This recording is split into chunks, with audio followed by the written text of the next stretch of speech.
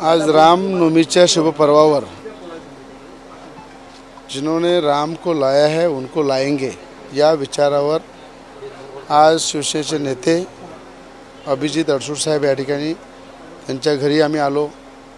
आनंदराव अडसूळ साहेबांचे आशीर्वाद घ्यायला आलो आणि शिवसेनेचे नेते या ठिकाणी आज एनडीएचे घटक म्हणून आम्ही सगळे सोबत काम करतो। आज त्यांनी या ठिकाणी आमचा सन्मान केला, तिलक केला आणि रामनवमीच्या शुभपर्वावर मला असं वाटतं की सगळे घटक पक्ष आम्ही एकत्र आहे आणि सगळे मिळून जो देशाचे पंतप्रधान मोदीजींचा नारा आहे 400 पार या नाऱ्यावर सगळेजण आम्ही काम करत आहे।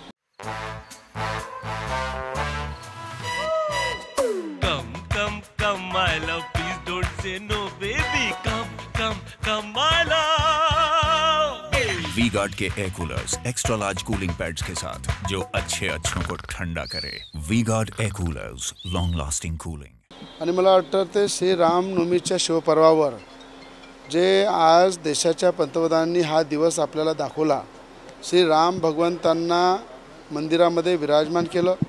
आज पहिली रामनवमी आहे की अयोध्याला श्री राम भगवंताचं मंदिर झालं, राम भगवंत विराजमान झाले। त्यानंतर पहिली रामनवमी संपूर्ण देशामध्ये विश्वामध्ये ज्या धामधुमीने साजरी होत आहे आणि या शिवपर्वावर मी खऱ्या अर्थानं आनंदराव अडसूळ साहेबांचा आशीर्वाद घ्यायला आलेलो आहे। या ठिकाणी आमचे मित्र अभिजित अडसूळ साहेब आहे आणि मला असं वाटतं की आम्ही सगळे एकत्र आहे आणि एकत्र मिळून देशाच्या पंतप्रधानांचा ताकद मजबूत करू आणि 400 पारच्या नाऱ्यावर काम करू।